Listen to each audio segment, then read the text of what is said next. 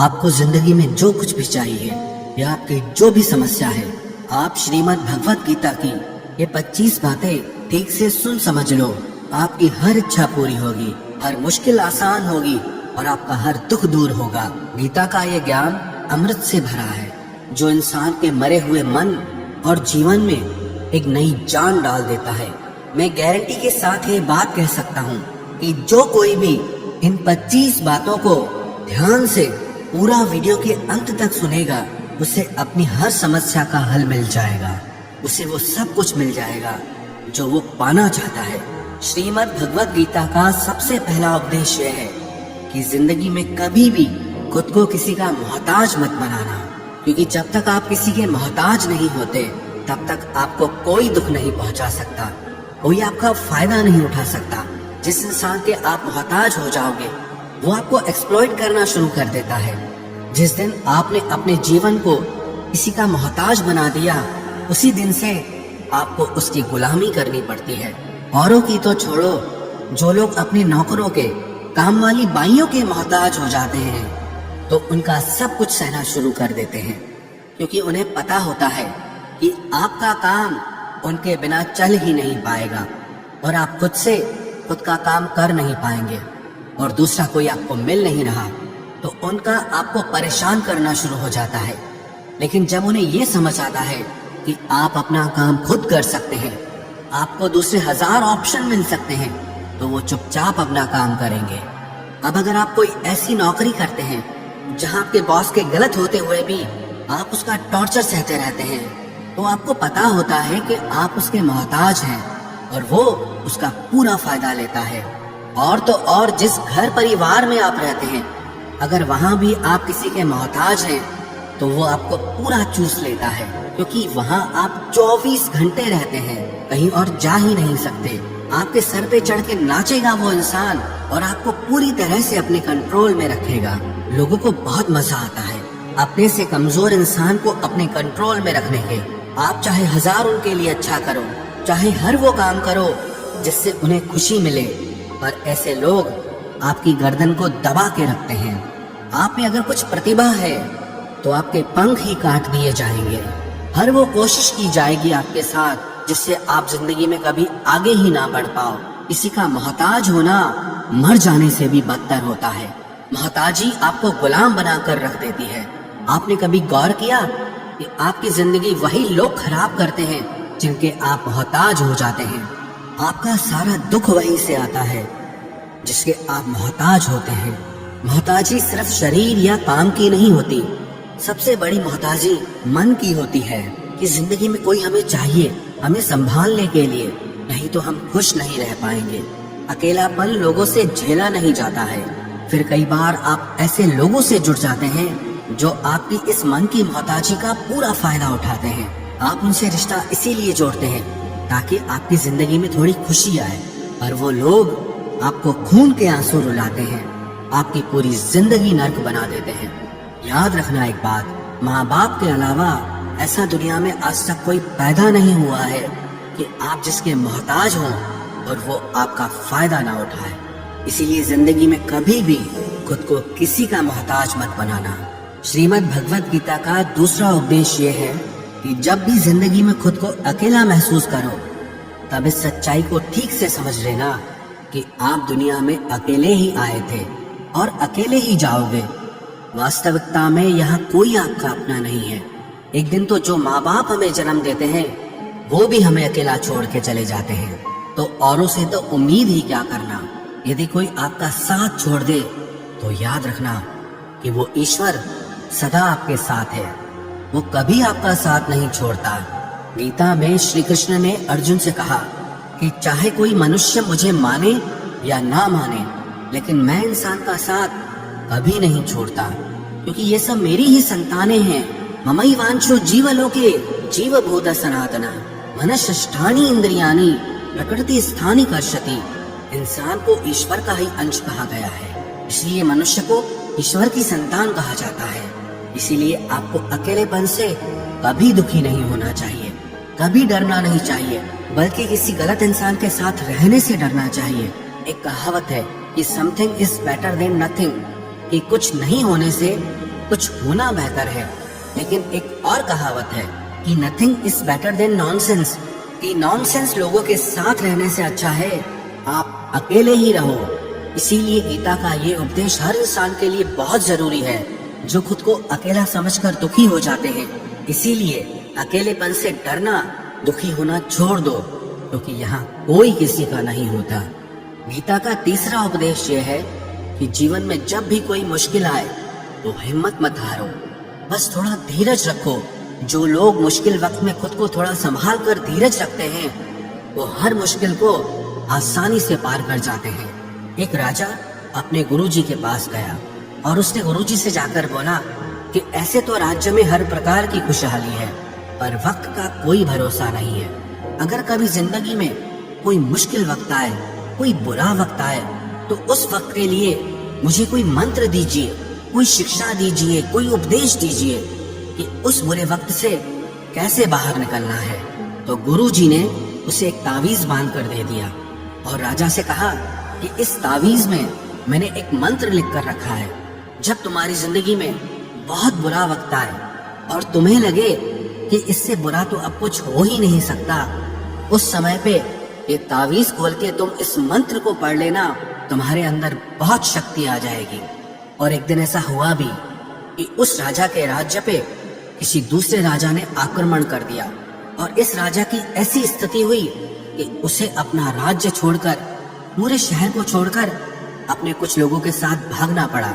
उस समय पे राजा बहुत दुखी था और विचार करने लगा कि गुरुजी ने मुझे एक तावीज दिया था कि जब जिंदगी में बहुत बुरा वक्त आए तब इसे खोल कर पढ़ना और इसके अंदर जो मंत्र लिखा हुआ है वो मेरे अंदर शक्ति भर देगा। राजा ने विचार किया कि इससे बुरा वक्त और क्या हो सकता है। उसने गुरुजी का दिया हुआ वो तावीज खोला और उसके अंदर लिखा हुआ था कि ये वक्त भी गुजर ही जाएगा। इस वचन को पढ़कर राजा के मन में एक शक्ति आई, विश्वास जगा कि ये जो बुरा वक्त है ये भी टिकने वाला नहीं है, ये भी निकल ही जाएगा। इसलिए मुझे हिम्मत नहीं हारनी, वापस से अपनी सेना खड़ी करनी है। और उस राजा ने वापस से अपने सैनिकों को जमा करके अपनी सेना को खड़ा किया और उस राजा पे हमला करके अपना राज्य वापस प्राप्त किया। तो जिंदगी में स्थिति चाहे कितनी भी बुरी क्यों ना हो, वो हमेशा के लिए नहीं रहने वाली, वो भी एक दिन गुजर जाएगी। वक्त चाहे कैसा भी हो, एक दिन जरूर बदल जाएगा। हमारी जिंदगी में न जाने कितनी बार दुख आए, कितनी बार मुश्किल वक्त आया, लेकिन हम हर बार निकल जाते हैं। ऐसे ही आपकी जिंदगी में जब कोई मुश्किल वक्त आए, बुरा वक्त आए, तो मन में ये विश्वास रखना कि ये वक्त भी एक दिन गुजर ही जाएगा। इसलिए अपनी हिम्मत मत हारो। अगर आपके अंदर धीरज है तो आप बुरे से बुरे वक्त को भी जरूर पार कर जाओगे। श्रीमद् भगवत गीता का चौथा उपदेश ये है कि जब कोई आपके साथ धोखा या छल करे तो उसको कोसना या दुखी होना छोड़ दो, बल्कि उससे शिक्षा लो कि लोग असलियत में वैसे नहीं होते जैसा आप उन्हें समझ लेते हैं। यहाँ पर ना लोग अपने मुंह पर मुखौटा लगा के घूमते हैं। यहाँ हर इंसान खुद को अच्छा दिखाने की कोशिश करता है, अच्छा बनने की कोशिश कोई नहीं करता। आप किसी के साथ थोड़ा गलत व्यवहार करके तो देखो, उसका असली रंग सामने आ जाएगा। या फिर जब आपकी जिंदगी में कुछ मुश्किल वक्त आएगा तो भी आपको उसका असली रंग देखने को मिल जाएगा। इसीलिए किसी पे भी जल्दी भरोसा नहीं करना चाहिए, किसी से भी इतनी उम्मीद नहीं लगानी चाहिए कि बाद में हमारा दिल ही टूट जाए। क्योंकि दुनिया के ये लोग ना कभी किसी के हुए हैं और ना कभी किसी के होंगे। अपना दिल उस ईश्वर को समर्पित कर दो, फिर देखना आपका दिल कोई नहीं दुखा पाएगा। श्री कृष्ण ने अर्जुन से गीता के 12वें अध्याय भक्ति योग में कहा है, मय्येव मन आधस्तव मयि बुद्धिम निवेशय, कि हे अर्जुन, तू अपना मन, अपनी बुद्धि, अपना दिल मुझ में लगा दे, फिर देखना तेरा दिल कोई नहीं दुखा पाएगा, कोई तेरा दिल नहीं तोड़ पाएगा। याद रखना, इस दुनिया में आप जिससे भी सबसे ज्यादा दिल लगाओगे, सबसे ज्यादा दुख भी आपको वही इंसान देगा। क्योंकि इस दुनिया में ना दिल की कोई कदर नहीं है, भावनाओं की कोई कदर नहीं है। यहाँ कदर होती है मतलब की, फायदे की, कि आपसे किसी का क्या फायदा हो सकता है। जब तक आपसे लोगों का मतलब है तब तक सब लोग आपसे अच्छा चलते हैं। जैसे ही उनका मतलब खत्म हो जाता है, वैसे ही उनका बात करने का तरीका भी बदल जाता है। इसीलिए जब आप किसी से नया नया मिलते हैं तो उस पर यकीन मत करिए। वो सिर्फ एक मुखौटा है, आपको दिखाने के लिए, आपको फंसाने के लिए। अब ये आप पर निर्भर करता है कि आप उसमें फंसते हैं या अपनी समझ से काम लेते हैं। गीता की 5वीं शिक्षा यह है कि आप अपने गुजरे हुए वक्त को भूल जाओ, क्योंकि अगर आप गुजरे हुए वक्त के दुख में जीते रहोगे, उसके पश्चाताप में जीते रहोगे, तो आज में आप कभी खुश नहीं रह पाओगे। समझदार लोग जो समय चला गया है उसका दुख कभी नहीं करते। आपका बीता हुआ कल कैसा भी क्यों ना हो, पर उसका प्रभाव आपके आज पर नहीं पड़ना चाहिए। जो भी आपके साथ हुआ उससे सबक लो, शिक्षा लो कि अब ये जिंदगी में आगे नहीं होने देंगे हम, और जीवन में आप आगे बढ़ जाओ। कई बार ना लोग रोते रहते हैं कि उस इंसान ने मेरे साथ इतना गलत किया, इसीलिए आज जिंदगी में मैं इतना दुखी हूँ। लोग कोसते रहते हैं दूसरों को कि उसकी वजह से मेरी जिंदगी में दुख है, उसकी वजह से मेरी जिंदगी खराब हो गई है। लेकिन जब तक आप उसे कोसते रहेंगे, आप जिंदगी में कभी खुश नहीं रह पाएंगे, कभी आगे नहीं बढ़ पाएंगे। जो हुआ, जो लोगों ने आपके साथ किया, उसे आप बदल नहीं सकते, लेकिन आपका आज आप जरूर बदल सकते हो। कल के दुख से छूटना चाहते हो तो कल में नहीं, आज में जीना शुरू करो। आपको ऐसा एक भी इंसान नहीं मिलेगा जो अपने कल में जीता हो और प्रसन्न रहता हो। आपको सिर्फ वही इंसान खुश रहेगा जो अपने आज में जीता है। कल में जीने वाला इंसान किसी न किसी पीड़ा से जुड़ा होता है, किसी न किसी दुख, किसी न किसी पश्चाताप से जुड़ा होता है। कल में जीना आपकी जिंदगी की सारी खुशियां छीन लेगा। तो जितना हो सके अपने पास्ट को भूल जाइए और अपने प्रेजेंट में जीना शुरू कीजिए। श्रीमद् भगवत गीता का 6वां उपदेश ये है कि प्रेम उसी से करो जो आपके प्रेम के लायक हो। जिसे आपके प्रेम की कदर नहीं, उससे जितना दूर रहो उतना अच्छा होता है। आजकल लोग कहते हैं कि सबसे ज्यादा पीड़ा प्रेम देता है। लोगों ने प्रेम जैसी पवित्र चीज को गंदा कर दिया है, जहर बना दिया है। सबसे ज्यादा लोग एक दूसरे को प्रेम और भरोसे के नाम पर ही लूटते हैं। अगर आपका किसी से प्रेम नहीं है तो वो आपकी भावनाओं को चोट पहुंचा ही नहीं सकता। संबंध चाहे जो भी हो, हद से ज्यादा किसी से प्रेम करोगे और अगर वो उसके लायक नहीं तो सिवाय दुख के और कुछ नहीं मिलेगा। वास्तविकता में प्रेम पीड़ा नहीं देता, बल्कि ऐसे इंसान से प्रेम करना पीड़ा देता है जिसे आपके प्रेम की कदर नहीं है। तो प्रेम सिर्फ उसी इंसान से करो जिसे आपके प्रेम की कदर नहीं है। जहां आपको ये एहसास हो जाए कि आपके प्रेम की, आपके भावनाओं की किसी को कदर तक नहीं है, वहां से आप कृपया करके खुद को दूर ही रखें। गीता का 7वां उपदेश ये है कि हमारे रिश्तेदार ही हमसे सबसे ज्यादा चाहते हैं। हमारी सफलता से सबसे ज्यादा दिक्कत हमारे रिश्तेदारों को ही होती है। बाहर वालों को कोई फर्क नहीं पड़ता कि आपकी जिंदगी में क्या हो रहा है, पर जो आपके रिश्तेदार होते हैं उनकी ना पूरी नजर रहती है आपकी जिंदगी पर। बाहर से तो वो यही कहेंगे कि आगे बढ़ो, सफल हो जाओ, खुश रहो जिंदगी में, पर जब उन्हें आप अपनी सफलता के बारे में बताएंगे, अपनी किसी कामयाबी की खबर उनको सुनाएंगे, तो उसे सुनकर उन्हें बिल्कुल भी खुशी नहीं होती। कई बार सारी दुनिया आपको पसंद करती है, आपके काम की तारीफ करती है, लेकिन आपकी कदर आपके घर में ही नहीं होती। महाभारत का युद्ध बाहर के लोगों में नहीं हुआ था, ये भाइयों के आपस की लड़ाई थी। पांडवों के हर सुख से दुर्योधन जलता था। जब भी पांडव किसी काम में सफल होते थे, उससे बिल्कुल भी बर्दाश्त नहीं होता था। दुर्योधन हर कोशिश करता था पांडवों को नीचा गिराने का, जितना हो सके उन्हें दुखी करने का। और वही भाइयों की आपसी जलन महाभारत के युद्ध की वजह से हुई, जिसमें न जाने कितने अनगिनत लोग मारे गए। बाहर वाले को क्या फर्क पड़ता है कि आप कैसे जिंदगी जीते हैं, लेकिन ये जो रिश्तेदार होते हैं, ये जो करीबी लोग होते हैं, मजाल जो इन्हें आपकी खुशी बर्दाश्त हो जाए। सबसे खतरनाक होते हैं लोग, क्योंकि ये बाहर से बहुत मीठा चलते हैं, आपको अच्छे अच्छे शब्द कहते हैं, लेकिन आपके पीठ पीछे ये आपसे जरा भी खुश नहीं होते।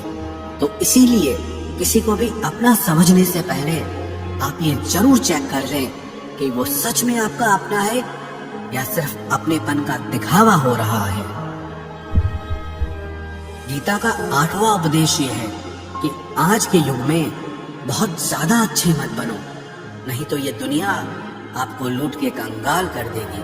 पांडवों की कहानी ये शिक्षा देती है कि ज्यादा अच्छा बनना आपको कई बार बहुत दुख दे सकता है। जो पांडव हमेशा धर्म पे चलते थे, कभी कोई गलत काम नहीं किया, लेकिन उनका सारा राजपाट चला गया। उनकी पत्नी को भरी सभा में नग्न करने की कोशिश की गई। भिक्षा लेकर के उन्हें अपनी जिंदगी गुजारनी पड़ी। कारण क्या था? वो कुछ ज्यादा ही अच्छे बन रहे थे। ये तो तब की बात है, और आज की दुनिया तो और बदल चुकी है। लोग ना अच्छे इंसान को इज्जत कम देते हैं, बल्कि उसका इस्तेमाल ज्यादा किया जाता है। अगर आप भी लोगों के साथ अच्छा चलते हैं तो आप इस चीज को खुद अनुभव कर पाएंगे। आप जितना लोगों के साथ अच्छा चलते हैं, लोग आपके साथ उतना गलत व्यवहार करते हैं, लोग आपका उतना ज्यादा इस्तेमाल करते हैं। आप दूसरों की खुशी के लिए कुछ भी करते जाते हैं और लोग सिर्फ आपका एडवांटेज लेने में लगे रहते हैं। इसलिए आज के जमाने में खुश रहना है ना, तो बहुत ज्यादा अच्छे मत बनो। इसका मतलब ये नहीं कि आप बुरे इंसान बन जाओ। आप अपनी नजर में अच्छे बन के रहो। दुनिया की नजर में अच्छे बनने की कोशिश कभी मत करना। गीता का 9वां उपदेश ये है कि जहाँ आपके लिए प्रेम और इज्जत नहीं है, वहाँ कभी मत जाओ। महाभारत का युद्ध शुरू होने से पहले श्री कृष्ण हस्तिनापुर गए थे, पांडवों की तरफ से शांति प्रस्ताव लेकर के। तब शकुनी ने दुर्योधन से कहा कि ये कृष्ण बड़ा मायावी है, अगर ये हमारे पक्ष में आ जाए तो समझ लो पांडव हार ही गए। तो इसकी सेवा करो, इसको अपने घर आने का निमंत्रण भेजो, इसे खुश करो। जब श्री कृष्ण हस्तिनापुर पहुंचे तो दुर्योधन ने उन्हें अपने घर आने के लिए कहा और श्री कृष्ण से कहा, आप मेरे घर पे रहिए, मेरा आतिथ्य स्वीकार कीजिए, मेरे घर में भोजन कीजिए। तो श्री कृष्ण ने दुर्योधन से कहा कि दुर्योधन, इंसान को किसी के घर तभी भोजन करना चाहिए, तभी जाना चाहिए, या तो उससे बहुत प्रेम हो, या तो हमारे जीवन में कोई बहुत बड़ी आपत्ति आ गई हो। ना तो मेरी जिंदगी में कोई आपत्ति आई है और ना ही तुम्हारा मुझसे कोई प्रेम है, तो तुम्हारे घर तो मैं कभी नहीं आऊंगा। तुम मुझे अपने घर बुला रहे हो सिर्फ और सिर्फ अपना मतलब पूरा करने के लिए, और मतलबी लोगों के घर कभी नहीं जाना चाहिए। इसलिए इससे हमको ये शिक्षा मिलती है कि जिसके दिल में आपके लिए प्रेम नहीं है, इज्जत नहीं है, वहाँ आपको कभी नहीं रहना चाहिए। आपको सिर्फ उसी जगह रहना चाहिए जहाँ आपकी कदर हो, आपको इज्जत मिले और जहाँ आपको प्रेम मिले। गीता का 10वां उपदेश ये है कि कभी भी अपने धन, अपने पद और बल का अभिमान नहीं करना चाहिए। दुर्योधन को बहुत अभिमान था कि मेरे पास भीष्म पितामह जैसे, द्रोणाचार्य और कर्ण जैसे योद्धा बैठे हैं, तो ये पांडवों को तो मैं यूं ही मसल के रख दूंगा। अपने धन का अभिमान था, अपने पद और शक्ति का अभिमान था, लेकिन वो अभिमान ही एक दिन उसके सर्वनाश का कारण बना। जो लोग अपने पैसे के अहंकार में या शक्ति के अहंकार में दूसरों को नीचा दिखाते हैं, दूसरों को चोट पहुंचाते हैं, एक दिन उनकी वही गलती उनका सर्वनाश कर देती है। इसलिए जीवन में आप चाहे कितने भी सफल हो जाएं, कितने भी बड़े इंसान हो जाएं, लेकिन उसका अभिमान दूसरों को कभी मत दिखाना। गीता का 11वां उपदेश यह है कि जो दूसरों के साथ छल करता है, उसका अंत बहुत बुरा होता है। दुर्योधन का मामा शकुनी और दुर्योधन ने पांडवों के साथ जीवन भर छल किया, पग पग पर उन्हें धोखा दिया, कभी ईमानदारी से उनके साथ नहीं चला, और उसका परिणाम दुर्योधन को ये मिला कि उनके दल का हर एक बड़ा योद्धा छल के द्वारा ही मारा गया। क्योंकि दुर्योधन ने जैसा कर्म किया था उसको वैसा ही फल मिला। सारा जीवन भर उसने छल किया, तो अंत में उसकी खुद की मृत्यु भी एक छल से ही हुई थी। इसीलिए कोई अगर खुद को बहुत ज्यादा चालाक समझता है कि दूसरे को धोखा दे दिया, दूसरे को बेवकूफ बना दिया, एक दिन कोई आएगा उसकी जिंदगी में भी जो उसको भी धोखा देगा। क्योंकि कर्मा सबके चेहरे याद रखता है, जो जैसा कर्म करता है उसको वैसा फल जरूर मिलता है। गीता का 12वां उपदेश ये है कि जो इंसान आपको बार बार चोट पहुंचाए, उसे कभी माफ नहीं करना चाहिए। युधिष्ठिर ने दुर्योधन को बार बार माफ किया और उसका परिणाम ये हुआ कि उन्हें अपनी जिंदगी में बहुत बड़े दुखों का सामना करना पड़ा। वो इंसान अगर एक बार गलती करे तो माफ करना फिर भी ठीक है, लेकिन कोई अगर बार बार गलती करे उसे माफ करना आपको बहुत ज्यादा नुकसान पहुंचाएगा, क्योंकि वो गलती नहीं हो रही है उससे, वो उसकी आदत है, वो ऐसा ही है, वो हमेशा आपके साथ ऐसा करेगा। तो बहुत ज्यादा दयालु मत बनो। किसी को माफ करने में और बेवकूफ बनने में बहुत बड़ा अंतर होता है। किसी को अगर एक बार आप माफ भी कर रहे हो तो उस इंसान से आप जरूर सावधान रहना। कहते हैं आजमाए हुए को फिर आजमाना मिट्टी मुंह में डालने के बराबर होता है। जिससे धोखा खाया है, जिससे आपको तकलीफ मिली है, उस पे भरोसा गलती से भी मत करना। तो माफ उतना ही करो जितने में आप बेवकूफ ना लगो। गीता का 12वां उपदेश ये है कि अपनी खुशी और अपना दुख हर किसी के आगे जाहिर नहीं करना चाहिए, क्योंकि लोग आपकी खुशी पे नजर लगा देते हैं और आपके दुख में आपकी हंसी उड़ाने लगते हैं। आपकी खुशी से कोई खुश नहीं होता, लोगों को जलन होती है। हर आंसू आंख में लाया ना करो, हर जख्म सबको दिखाया ना करो। यहाँ लोग हाथ में नमक लिए फिरते हैं, इसलिए अपना हर दर्द सबको दिखाया ना करो। लोग तो बैठे ही हैं दुखी इंसान को और दुखी करने, और जो खुश है उसको तकलीफ पहुंचाने के लिए। रही मन निज मन की व्यथा, निज मन राखो ले। अपने मन की हालत अपने तक ही रखो, सिर्फ उसे बताओ जिससे उसे समझने की समझ हो। गीता का 14वां उपदेश ये है, आप चाहे कितने भी अच्छे हो, लेकिन अगर बुरे लोगों के साथ रहोगे तो आपका भी वही हाल होगा जो बुरे लोगों का होता है। भीष्म पितामह एक ब्रह्मचारी थे, धर्मात्मा थे, लेकिन वो अधर्म के पक्ष में खड़े हो गए।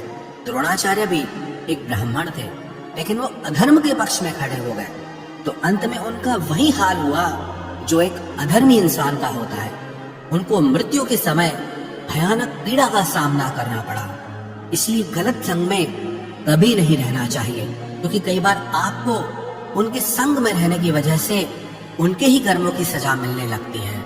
फिर आपको समझ नहीं आता कि मैंने तो कुछ किया भी नहीं, मैं तो खाली इनके साथ रहता हूँ, मुझे दुख क्यों मिला।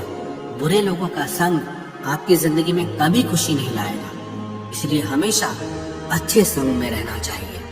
गीता का 15वां उपदेश यह है कि मूर्ख और दुष्ट लोगों को कभी ज्ञान नहीं देना चाहिए। इससे उनके अहंकार को चोट लगती है और वो आपके लिए मन में वैर भाव रख के बैठ जाते हैं और वक्त आने पर आपको ही नुकसान पहुंचाते हैं। गीता का 16वां उपदेश है कि किसी से भी हद से ज्यादा लगाव कभी मत रखना। दुर्योधन के पिता धृतराष्ट्र का राजगद्दी से बहुत ज्यादा लगाव था। राजगद्दी के आगे उन्हें कुछ भी दिखाई नहीं देता था और गद्दी के लिए उनका वो हद से ज्यादा लगाव और मोह पूरे राष्ट्र को ले डूबा, अनगिनत लोगों की मौत का कारण बन गया। आप भी जब ऐसे ही किसी के पीछे हद से ज्यादा पागल हो जाते हैं तो वो चीज आपको मिले या ना मिले, लेकिन आपकी जिंदगी जरूर खराब कर देती है। गीता का 17वां उपदेश यह है कि क्रोध मनुष्य का सर्वनाश कर देता है। क्रोधी इंसान का कोई मित्र ही नहीं होता, हर इंसान उससे दूर भागता है, उसके सारे रिश्ते समाप्त हो जाते हैं। जो इंसान अपने क्रोध को नहीं संभाल सकता वो जिंदगी में कुछ भी संभाल नहीं सकता। गीता का 18वां उपदेश है कि अपने मन को शांत रखना सीखो, क्योंकि अशांत मन जीवन में सिवाय दुख के और आपको कुछ नहीं देने वाला, और एक शांत मन आपको जीवन में प्रेम और आनंद ही देगा। दुख और सुख सिर्फ शांत और अशांत मन के परिणाम है। अशांत मन दुख को ही जन्म देता है और शांत मन परम आनंद को जन्म देता है। गीता का 19वां उपदेश है कि आंखों से सच दिखने वाली बात पर भी एकदम से जल्दी भरोसा नहीं करना चाहिए। ऐसी बहुत कहानियां आपने सुनी होगी कि कई बार आंखों से दिखने वाली बात भी सच नहीं होती है। इसीलिए भरोसा करने में कभी भी जल्दबाजी मत करना। गीता का 20वां उपदेश ये है कि लोगों में अपना सहारा ढूंढना छोड़ दो। सबसे बड़ी आपके मन की यही कमजोरी होती है कि आप दूसरों में सहारा ढूंढते हैं और यही चीज आपको कमजोर बनाती है। यही चीज आपका खुद पे विश्वास खत्म कर देती है। जो लोग सोचते हैं ना कि ये तो मेरा सहारा है, ये तो मुश्किल वक्त में मुझे काम आएगा, वही लोग मुश्किल वक्त में सबसे ज्यादा दुखी और अकेले पड़ जाते हैं। आप सिर्फ ईश्वर को अपना सहारा बनाओ। देखना जब भी कोई मुश्किल आएगी ना, वो किसी न किसी को आपकी मदद के लिए भेज ही देंगे। दुनिया को सहारा मत बनाओ, क्योंकि वो खुद अपने लिए सहारा ढूंढ रहे हैं। वो आपका सहारा कैसे बनेंगे? तो अपना सहारा दुनिया को नहीं, ईश्वर को बनाना चाहिए। गीता का 21वां उपदेश ये है कि बहुत ज्यादा मीठे बोलने वालों से और ज्यादा तारीफ करने वालों से सावधान रहना चाहिए, क्योंकि लोग मीठा सिर्फ तभी बोलते हैं जब उनको आपसे अपना मतलब निकालना होता है। आपकी तारीफ ही सिर्फ तभी की जाती है जब उन्हें आपसे अपना काम निकालना होता है। याद रखना कि तारीफ आपको जिंदगी में कभी भी फ्री में नहीं मिलने वाली। अगर कोई आपकी तारीफ कर रहा है तो कुछ न कुछ उसके लिए आपको चुकाना ही पड़ेगा। इसलिए जो बहुत ज्यादा मीठा बोलते हैं या जो आपकी तारीफ करते हैं, उनसे जरा सावधान रहना चाहिए। गीता का 22वां उपदेश ये है, जो आपके मुंह पे अपनापन दिखाए, आपकी पीठ पीछे आपको नुकसान पहुंचाए, ऐसे लोगों से दूर ही रहना। चाणक्य ने कहा है कि ऐसे लोग उस घड़े की तरह होते हैं जिसके मुंह पे तो अमृत लगा है, लेकिन जिसके भीतर जहर भरा हुआ हो। आप जिसे अमृत समझकर पी जाते हैं, वास्तविकता में वो जहर ही होता है। विष कुंभम पयोमुखम। तो ऐसे लोगों को जहर की तरह छोड़ देना चाहिए, जो अपनेपन का दिखावा करे और पीछे से हमेशा आपको नुकसान पहुंचाए। गीता का 23वां उपदेश यह है कि जिस रिश्ते में मर्यादाएं टूट जाती है, वहां सिर्फ सर्वनाश ही होता है। कोई आपसे बड़ा है या छोटा है, अगर वो रिश्तों में अपनी मर्यादाओं को तोड़ देगा तो वह रिश्ता कभी नहीं टिक सकता। रिश्ता सिर्फ तभी चलता है जब दो लोग एक दूसरे की इज्जत करते हैं, रिस्पेक्ट करते हैं और कभी अपनी लिमिट क्रॉस नहीं करते हैं। जिस रिश्ते में कोई लिमिट नहीं है, एक दूसरे के लिए इज्जत नहीं है, वो रिश्ता आज नहीं तो कल खत्म ही हो जाता है।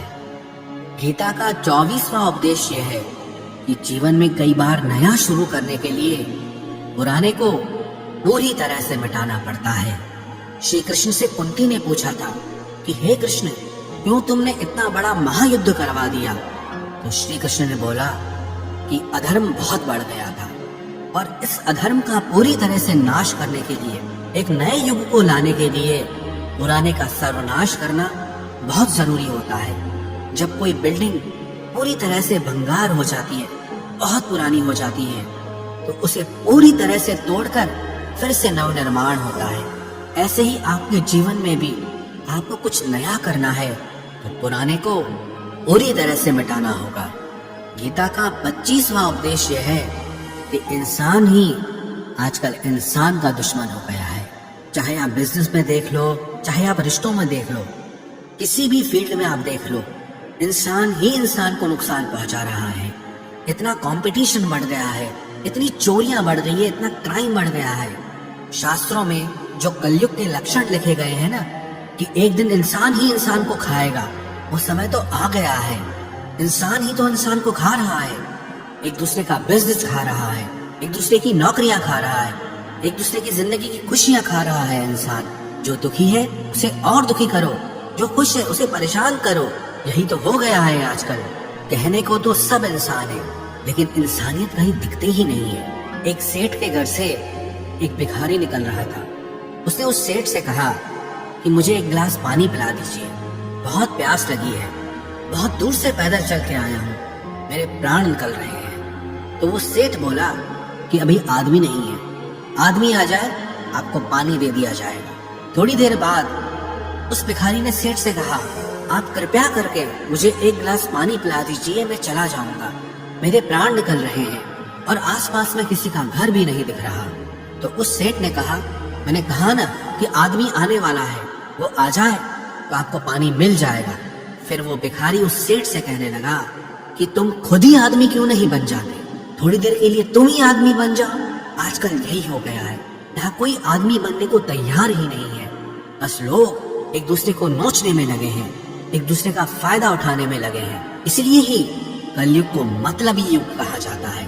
ये लोग सिर्फ और सिर्फ एक दूसरे से अपने मतलब से ही जुड़े हुए हैं। तो गीता की ये 25 बातें अगर आप ठीक से समझ लेंगे और इन्हें हमेशा याद रखेंगे तो विश्वास रखना, दुनिया में किसी की ताकत नहीं है जो आपके मन को और आपके दिल को चोट पहुंचा सके, आपको दुखी कर सके।